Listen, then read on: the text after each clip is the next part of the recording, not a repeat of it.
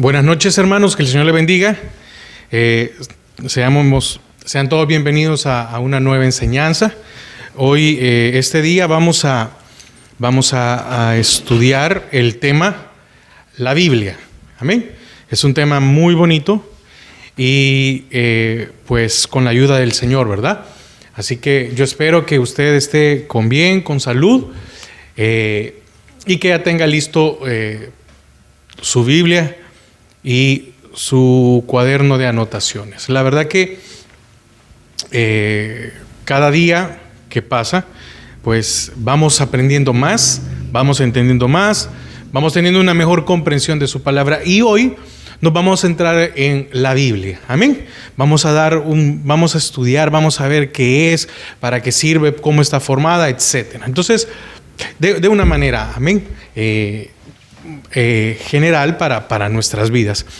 Y la cita bíblica para iniciar es Segunda de Timoteo 3, Segunda de Timoteo 3, del 10 al 17. Amén. Lo primero que tiene que quedar muy claro, que la Biblia es la palabra de Dios, inspirada verbalmente, a la cual nadie y nada se le puede añadir ni tampoco quitar o suprimir, y que contiene el plan completo de la redención del hombre.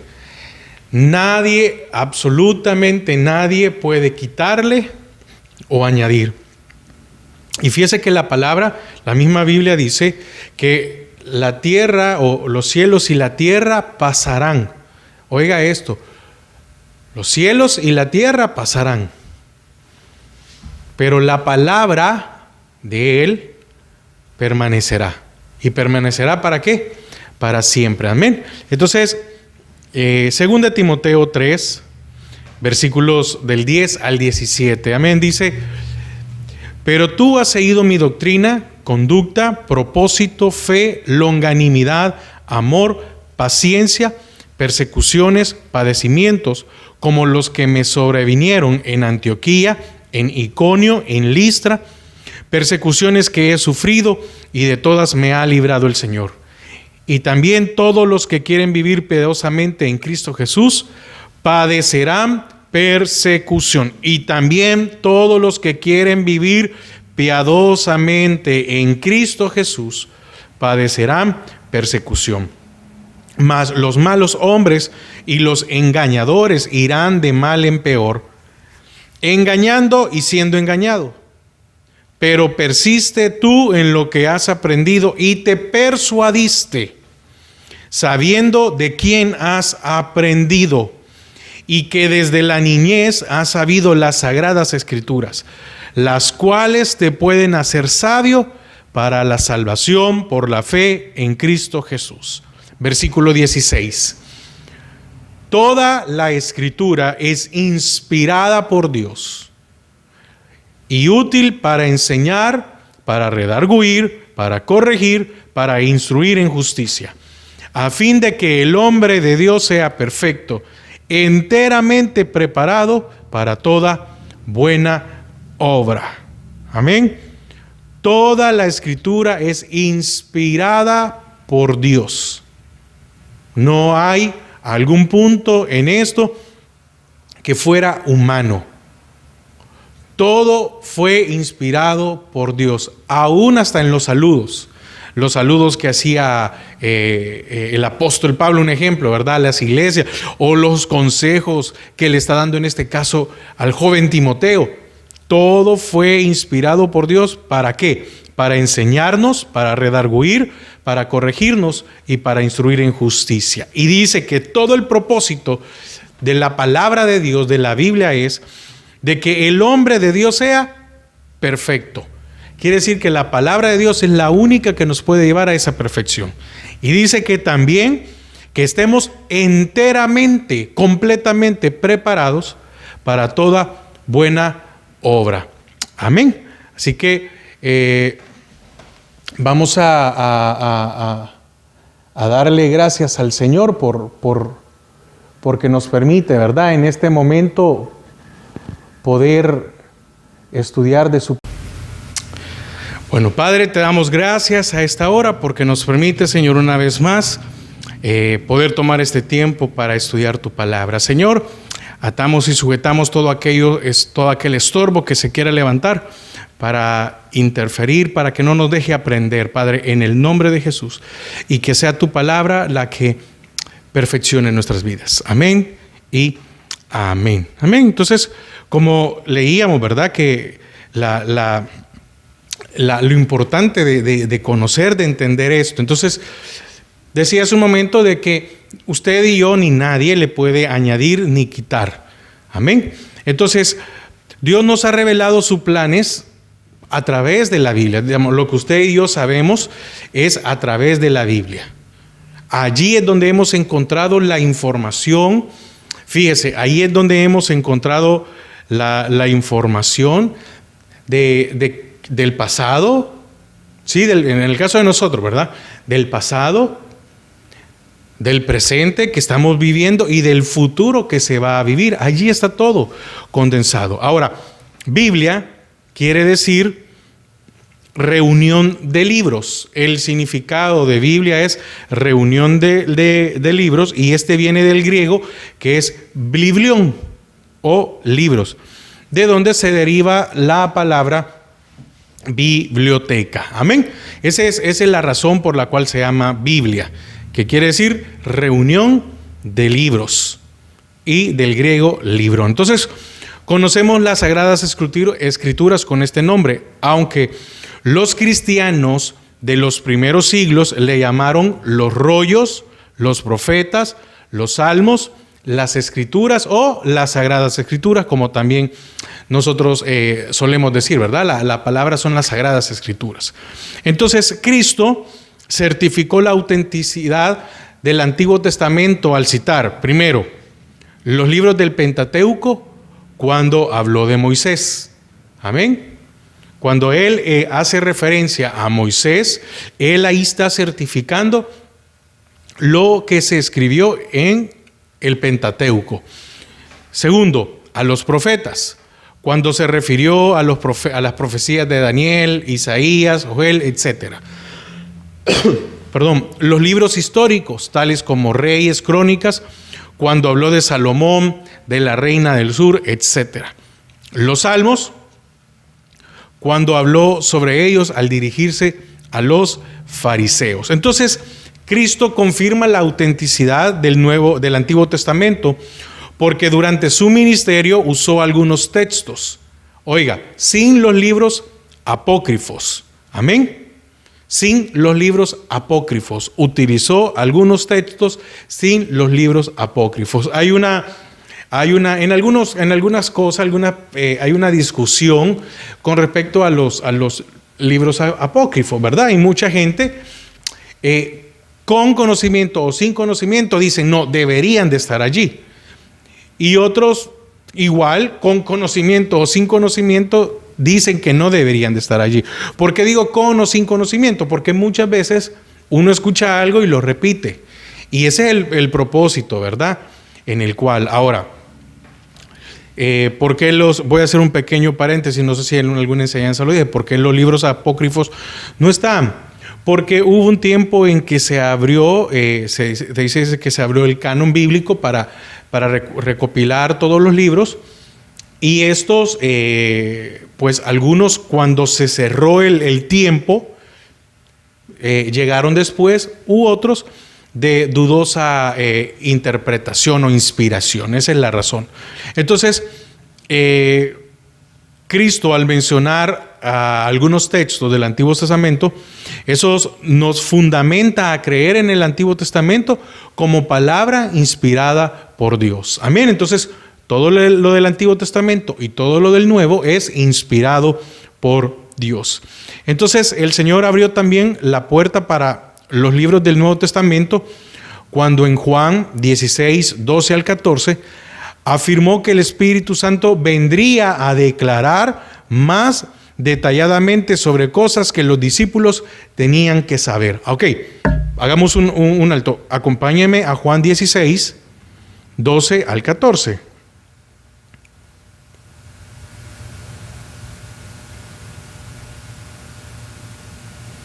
Juan 16, 12 al 14.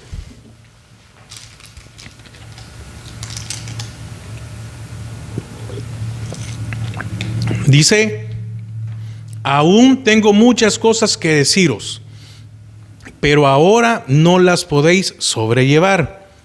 Pero cuando venga el Espíritu de verdad, Él os guiará a toda la verdad, porque no hablará por su propia cuenta, sino que hablará todo lo que oyere y os hará saber las cosas que habrán de venir. Él me glorificará, porque tomará de lo mío y os lo hará saber. Amén. Y fíjese que ahí es bien claro, dice, sino que hablará todo lo que oyere y os hará saber las cosas que habrán de venir. Amén. Entonces, ¿a qué se refiere las cosas que habrán de venir? Dice, todavía ustedes no lo pueden llevar. Y dice, ustedes todavía no tienen la capacidad para entenderlo, pero va a venir. ¿Por qué? Porque para poder entender todo esto necesitan al Espíritu de la verdad. Amén. Aquí lo dice muy claro, ¿verdad? En el 13, pero cuando venga el Espíritu de verdad, oiga, el Espíritu de verdad, Él os guiará a toda la verdad. Por eso es necesario que tener el Espíritu Santo, tener el Espíritu de Dios en nuestra vida.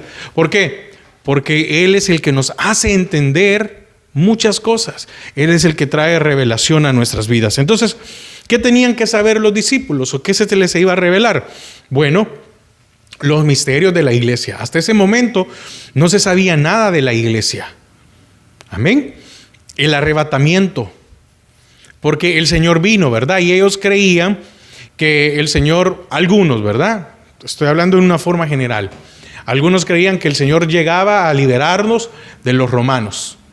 Y no llegó a eso. Él vino a traer salvación y dijo, no, todavía no es el tiempo de ustedes. Y viene la revelación del arrebatamiento. ¿Qué más? La unión entre los gentiles y los judíos en Cristo. Era algo que para ellos no era algo normal. No esperaban, probablemente algunos nunca se imaginaron de que el Señor llegaba a tomar también a los gentiles como pueblo suyo. Porque recuerde, Israel cometió un error, y es que ellos se creían,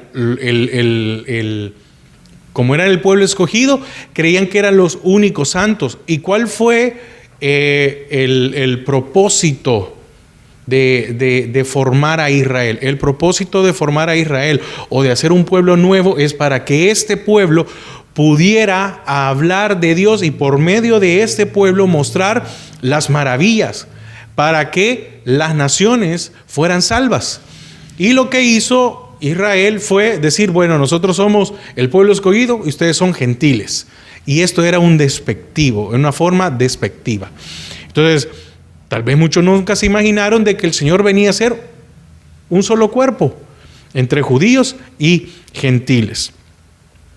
El tiempo de duración del reinado del Mesías, ¿verdad? Que iba a regresar, etcétera, después, y los acontecimientos, entonces, etcétera, ¿verdad? Ahí hay muchas cosas que hay más. Entonces, después de su ministerio terrenal, es decir, el tiempo que vivió aquí y que Él asciende, vino el Espíritu Santo a descubrir el secreto oculto desde los siglos y edades, es decir, sobre el cuerpo místico de Cristo, que es la iglesia.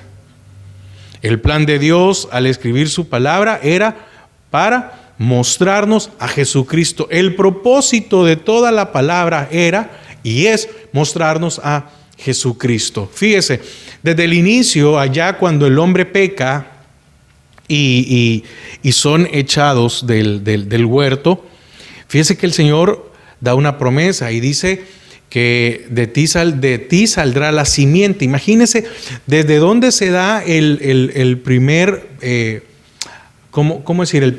La primera señal o la primera noción de Cristo, desde el inicio. Amén. Entonces de ti nacerá la simiente. Imagínense, allá se lo dijeron a Eva, ¿verdad? Imagínense, ¿desde dónde? Entonces ha sido para mostrarnos a Cristo. ¿Por qué? Porque Israel esperaba al Mesías. Y entonces había que mostrar a Cristo. Y ahora nosotros sabemos que ya vino y también lo estamos esperando que venga por nosotros. Entonces es para mostrarnos a Jesucristo. Entonces, el centro de las Escrituras es el Hijo, para que los hombres conozcan al Padre y de esa manera tengan vida eterna. La palabra, el centro de la Biblia, el centro de las Escrituras es el Hijo. ¿Para qué? Para que por medio del Hijo podamos conocer ¿a quién? Al Padre. Eso está en Juan 17:3. Acompáñeme a Juan 17:3.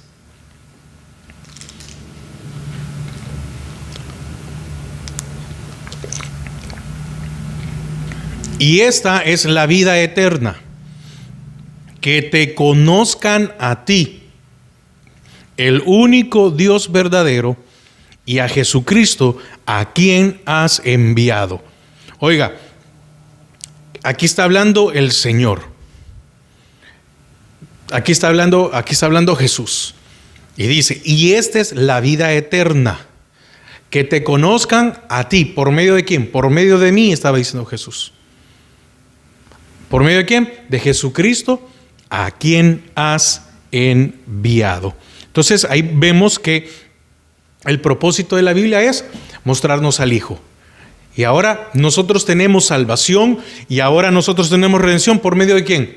Por medio del Hijo, porque dice la palabra, nadie puede ir al Padre si primero no viene al Hijo. Nadie puede ir al Padre si no es por el Hijo. Entonces, la Biblia está completa. Amén.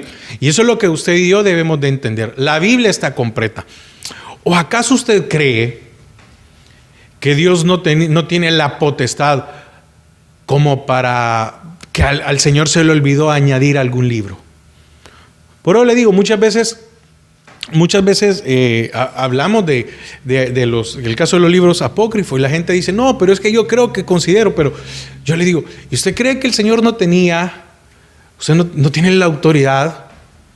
¿Acaso no fue Él el que puso el tiempo, el que reunió, el que hizo, el que permitió que este libro y que este no? Entonces, por eso le digo, la Biblia está completa y aquí no le podemos ni quitar ni añadir sin sufrir consecuencias. Amén. Nosotros sabemos y creemos que es la única palabra de Dios escrita, así como la guía que marca nuestro comportamiento y nuestra ruta, la fe y doctrina que sustentamos se basa en ella. Amén. Entonces, si usted o yo le queremos añadir o quitar, van a haber consecuencias. Amén. El domingo predicaba de Jonás. Para los que escucharon la enseñanza, yo predicaba y al final Jonás interpretó algo muy diferente a lo que el Señor le mandó y sufrió las consecuencias. Entonces, el hecho de guardar la palabra, el hecho de respetarla, el hecho de que la palabra sea la guía para nuestro comportamiento, etcétera, no se hace con el propósito de hacer simpatizante, ¿verdad? Si algo decíamos es guardar la fe apostólica, amén, lo que los apóstoles enseñaron, que fue divinamente inspirada por la palabra de Dios, para que cuando venga el príncipe de los pastores recibamos de él la alabanza y que la promesa de Apocalipsis 3:10 sea sobre nosotros. Amén. Acompáñeme. Apocalipsis 3:10.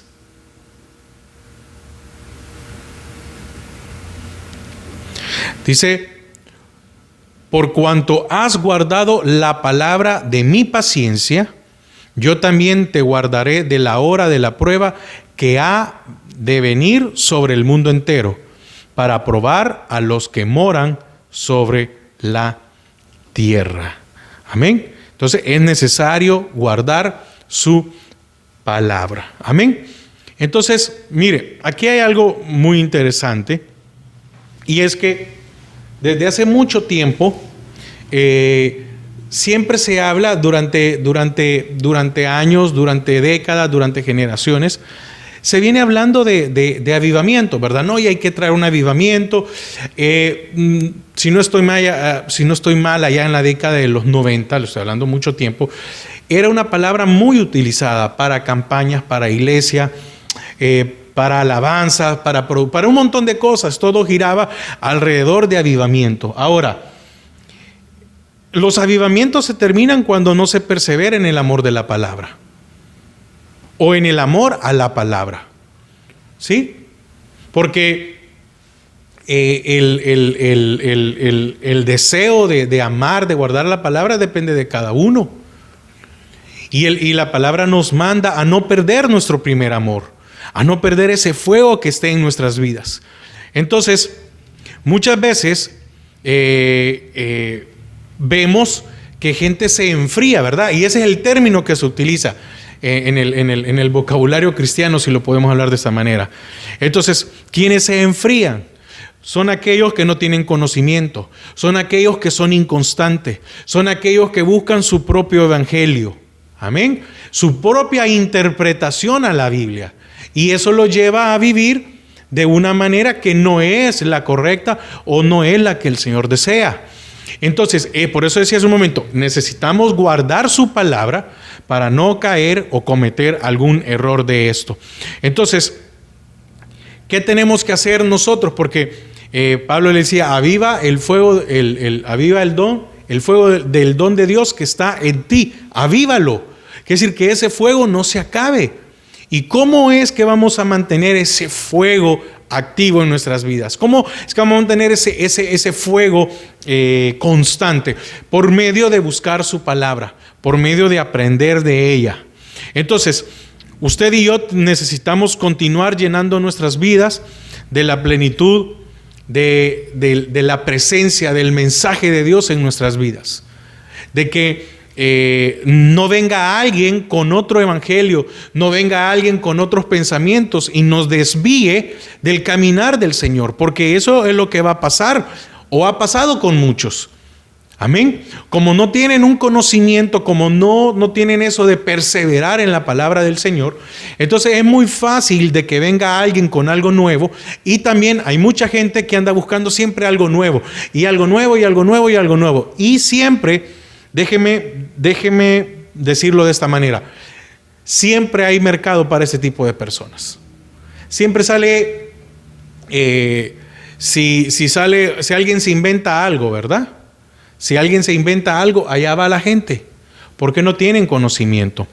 Entonces, el fuego divino llegará sobre nuestras congregaciones si el altar está siempre preparado.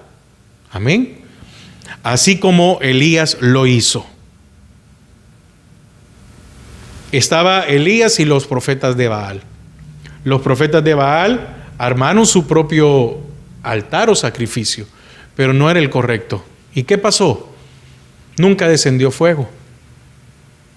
Y viene Elías y hace un altar o un sacrificio un altar para un sacrificio, y le puso agua, que es figura de la palabra de Dios, ¿sí? Le puso límites, porque hizo zanjas y le puso límites. Usted y yo no podemos vivir sin límites, necesitamos vivir con límites, y los límites son la palabra, las zanjas. ¿Y de dónde estaba el agua? Y pusieron. ¿Y qué pasó cuando él cuando le pidió al Señor que cayera fuego? Descendió, y dice que lamió el fuego, todo, no dejó ni una gota de agua, no quedó ahí evidencia de que algo había estado mojado o húmedo. Entonces, ¿qué necesitamos? Reparar nuestra vida devocional, ser constantes para llevar tanto nuestras vidas como el pueblo de Dios a la abundancia del mensaje que viene del cielo para nosotros. Amén. Entonces, sea nuestro principio ministerial las palabras de los apóstoles que trajeron revelación, ¿verdad? Entonces, no es justo que desatendamos el ministerio de la palabra. ¿Qué quiere decir esto, hermanos? Que muchas veces por atender otras cosas dentro de las iglesias, desatendemos el escuchar la palabra, el recibir. Entonces, usted no puede estar sirviendo en algo de la iglesia y nunca recibir. Mucha gente le gusta servir en diferentes áreas, siempre están dispuestos, pero no quieren recibir. No quieren recibir. Ahora, para que usted me entienda un poquito más, acompáñeme a Hechos 6. Hechos 6, versículos 2 y 4.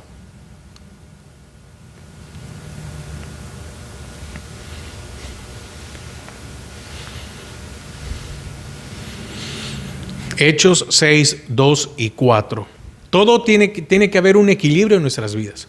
Como le decía hace un momento, usted no puede estar sirviendo todo el tiempo y no recibir. Dice, entonces los 12 convocaron a la multitud de los discípulos y dijeron, no es justo que nosotros dejemos la palabra de Dios para servir a las mesas. No es que era algo menor o digamos, de verlo de una manera degradante o inferior el servir las mesas. No, es que por eso aquí dice, buscad pues, hermanos, de entre vosotros a 7 varones de buen testimonio, llenos del Espíritu Santo y de sabiduría, a quien encarguemos de ese trabajo. Y nosotros persistiremos en la oración y en el ministerio de la palabra. Amén. Entonces, ¿qué sucede con respecto a la palabra?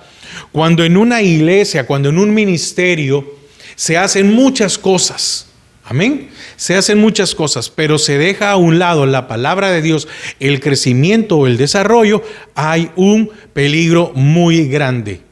Entonces,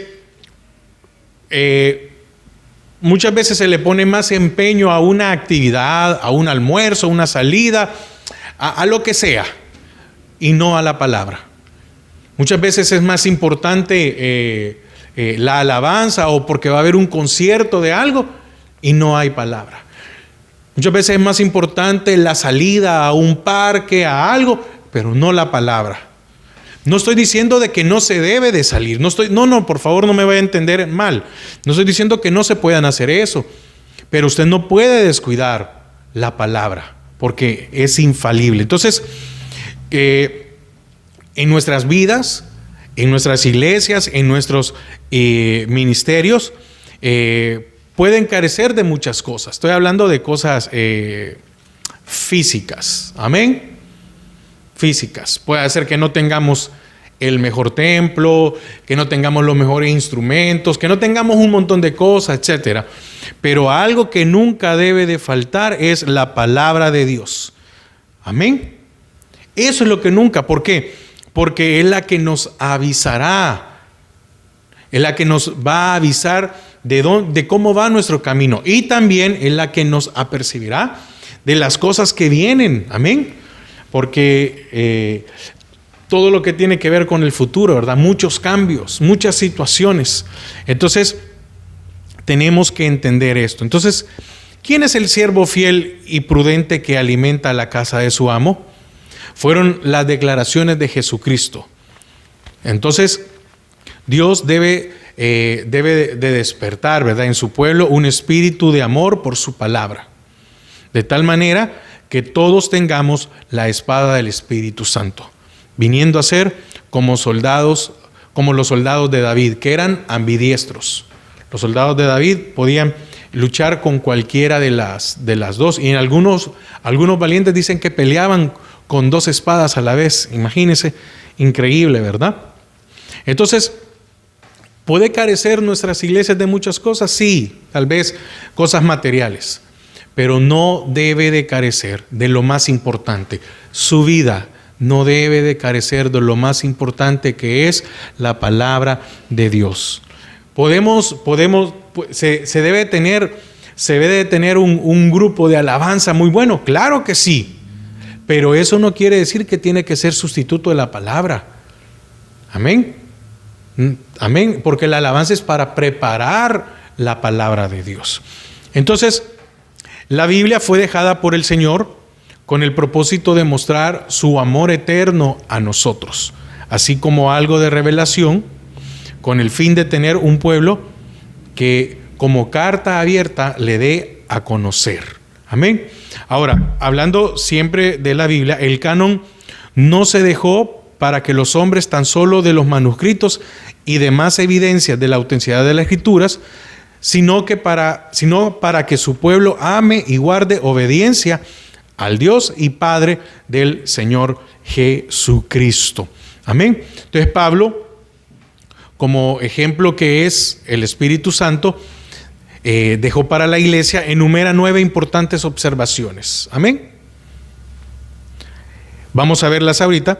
Que todo el que quiera terminar su carrera con gozo deberá seguir. Amén. Entonces Pablo, aquí hay algo muy bonito. Amén. Que él deja para la iglesia que somos nosotros. Y enumera 9 observaciones. Y es lo que usted y yo tenemos que tener en cuenta. Amén. Entonces, quiero que por favor regresemos a 2 Timoteo.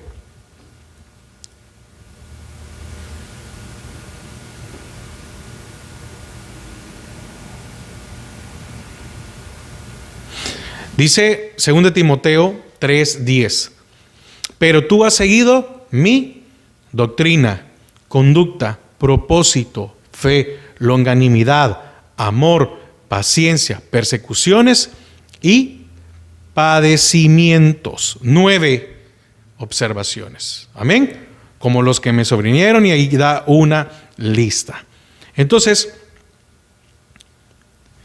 el apóstol Pablo nos enumera 9 observaciones para todo aquel que quiera terminar su carrera con gozo. Amén. Y estas son las que debemos de seguir. Primero es doctrina. Amén. Todo lo que estamos estudiando es doctrina, ¿verdad, hermanos? Y doctrina es la base para no ser engañados. Entonces, la doctrina es una divina revelación que en forma sobrenatural le es revelada a sus apóstoles, profetas, etc. Timoteo no se había opuesto a la verdad que predicaba el apóstol Pablo, ¿verdad? Sino que la había recibido en su corazón. Por eso cuando le dice, oiga como lo que le dice al principio del 10, pero tú has seguido mi doctrina. Amén. Está hablando de la revelación de que el Señor le había dado a Pablo, pues, aunque en ningún momento Pablo se está adueñando de algo, amén, sino lo que le había enseñado. ¿Cuántas personas se habrán levantado contra Pablo? ¿Cuántos se opusieron a lo que Pablo predicaba? ¿Por qué? Porque lo que el apóstol Pablo predicaba era la verdad, era algo revelado de parte del Señor para nosotros. Entonces, Timoteo no se opuso a la verdad predicada por Pablo, sino que la había recibido en su corazón. Entonces, ¿cuál es la primera observación? Necesitamos doctrina. La segunda es conducta o modo de vida. Tenemos que tener una conducta. La palabra dice que nos llama que sea intachable, perfecto, ¿verdad? Entonces Timoteo siguió de cerca la enseñanza, y esta enseñanza le enseñó el modo de conducirse. Entonces, el reflejo divino de que tantos estos ministerios como los demás y el pueblo de Dios sigue como evidencia de una revelación sana. Entonces, el comportamiento o la conducta de nuestras vidas refleja mucho, ¿verdad?, de lo que nosotros hemos aprendido. Porque hay un dicho que dice que lo que uno aprende en casa es lo que uno muestra. Entonces, qué importante y qué necesario es aprender buenas cosas en casa. Estoy hablando de la iglesia a la que pertenecemos, ¿verdad?, al ministerio que pertenecemos. Tercero, propósito.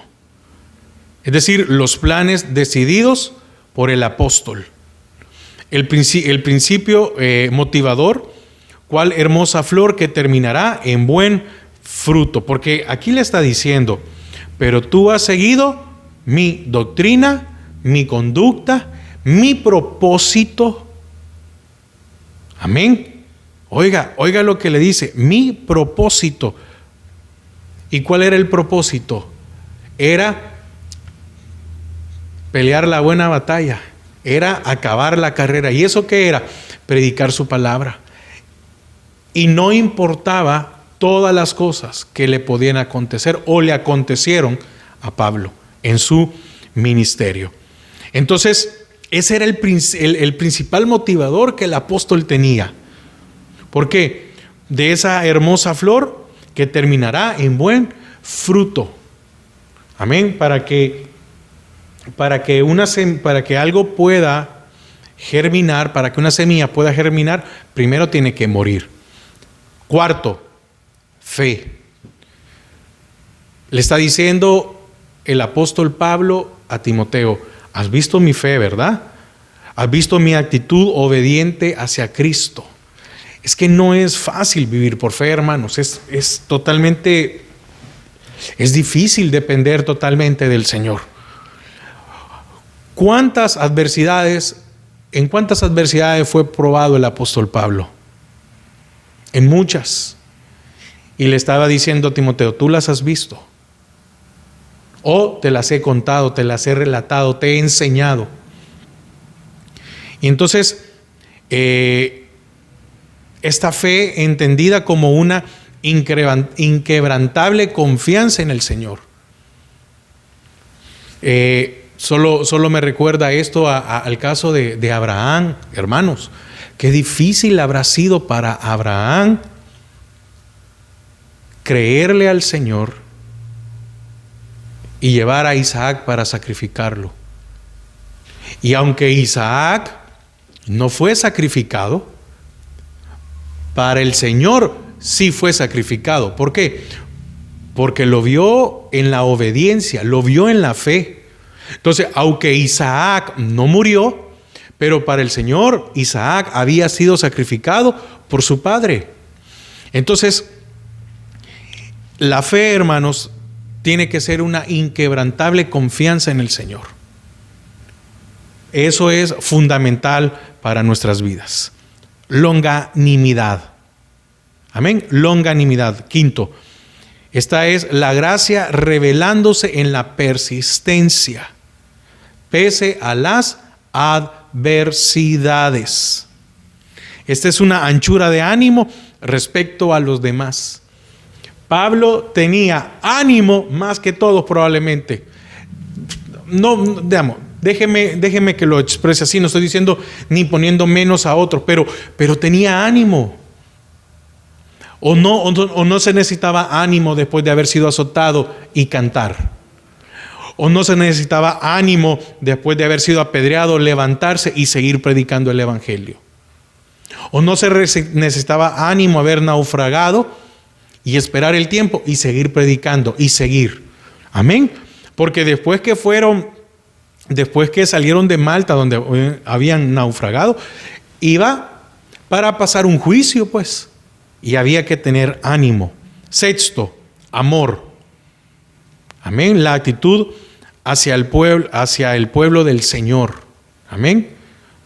La actitud hacia el pueblo del Señor. Y aquí no solo estamos hablando de los pastores o los ministros, sino que de todos, hermanos. Porque debemos de amar al pueblo del Señor. Debemos de amar a los hermanos. Amén. Entonces, la fe es una actitud hacia Cristo. La fe es una actitud hacia Cristo. Y el amor es su cuerpo, es decir, a la iglesia. Amén. Entonces, la fe es hacia Cristo, pero el amor es hacia el pueblo del Señor. 7, paciencia. Paciencia. Es algo que muchas veces carecemos o nos cuesta. La paciencia. La gracia enseña a sufrir con esperanza. Amén. Repito. La gracia enseña a sufrir con esperanza. Esto es tener un gran aguante bajo el peso de las circunstancias. Porque muchos dejan los caminos del Señor porque no han tenido paciencia. Amén. Y el Señor es fiel y Él no nos dejará ni nos ha dejado. Octavo, persecuciones. Pablo pasó por muchas persecuciones. Entonces, las persecuciones, esta es una característica de todo aquel que sustenta la genuina revelación espiritual. Amén. Característica de todo aquel que sustenta la genuina revelación espiritual. Si nosotros hemos aprendido y hemos entendido las revelaciones del Señor, podremos soportar. Amén. El apóstol Pablo lo dice para consolarlo y no como una ostentación, no como para decir, mira, yo he pasado persecuciones. No. Le está diciendo, tú tienes la enseñanza, tú tienes la doctrina, tú tienes fe. Sí, Pablo. Entonces, esto te va a ayudar a mantenerte en medio de las dificultades. Padecimientos, el noveno. Es el privilegio dado por Dios a contados santos. Y para esto, acompáñeme a Filipenses 1:29. Filipenses 1:29.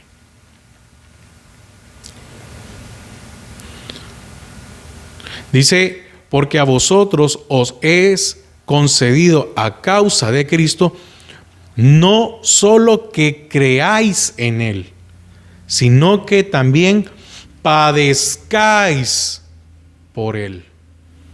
Amén. Y repito, es un privilegio dado por Dios a pocos santos. Amén. Ahora, muchas veces nosotros no hemos sufrido estas dos últimos, ni persecuciones ni padecimientos.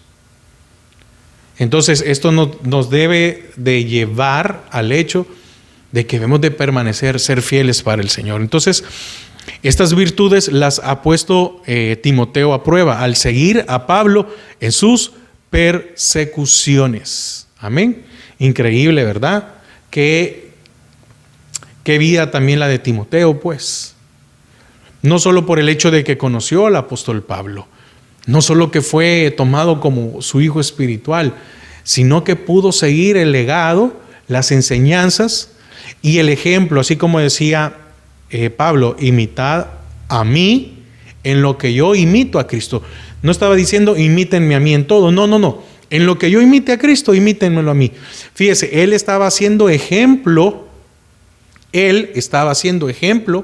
para los demás. ¿Por qué? ¿Qué más ejemplo el del Señor al padecer todo lo que vivió aquí en la tierra? ¿Qué mayor padecimiento como ejemplo de haber sido azotado? ¿Qué padecimiento de haber sido crucificado? ¿Qué mayor ejemplo de que lo golpearon, lo mataron? ¿Qué mayor ejemplo? ¿Cómo el Señor iba a pedirnos, o cómo el Señor nos pediría a nosotros que suframos algo? Y Él vino y se entregó por nosotros. Ha sido nuestro mayor ejemplo. Amén. Porque usted no le puede pedir a alguien que haga algo si usted no lo hace, ¿verdad? Entonces, usted tiene que dar el ejemplo. Entonces, fíjese, el Señor vino y dio su vida. Y Pablo había entendido eso. Pablo había entendido de que el Señor sufrió por él. Y que Él se dio, que Él dejó su trono de gloria, siendo Dios. Amén. Siendo Dios, dejó su trono de gloria, viene aquí, se hace hombre y sufre. Y entonces, ahora, Él entendía de que podía padecer todo lo que viniera, porque el Señor lo había padecido. Porque Él lo sufrió todo. Y entonces viene ahora Pablo y con palabras y con ejemplos le dice a Timoteo, Timoteo, tú puedes padecerlo. Tú puedes sufrirlo. ¿Por qué? Porque yo lo he hecho. ¿Y por qué lo he hecho yo? Porque lo hizo Cristo aquí en la tierra. Amén. Entonces, estas virtudes las ha puesto Timoteo a prueba, decía, ¿verdad? Al seguir a Pablo en sus persecuciones. El número 9 es el número que enseña la totalidad del trabajo o número de consumación. Entonces, con razón Pablo decía en esta carta: he acabado la carrera. Con el mismo objetivo, Dios nos dejó su palabra. Amén. Vamos a llegar hasta aquí porque, como le decía, quiero ir despacio, no tenemos que ir corriendo. Yo espero que haya quedado claro, hermanos, esta primera parte de la Biblia, ¿verdad? Y como le decía, ¿qué mayor ejemplo el Señor para nuestras vidas? ¿Qué ejemplo el del apóstol Pablo? Amén. Creo que humanamente